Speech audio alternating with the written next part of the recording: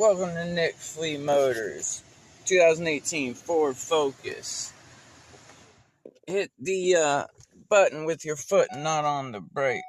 Go ahead, hit the gas pedal 3 times. 1, 2, 3, and both brake and gas at the same time. Hold it. Continue to hold it. You will see service oil reset in progress.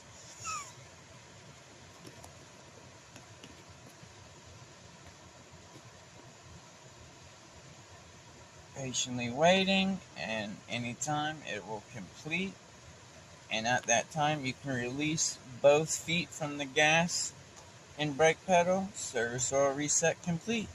Put your foot on the brake, hit the power button, restart, no error messages, good to go. Thank you, and continue watching for more awesome material.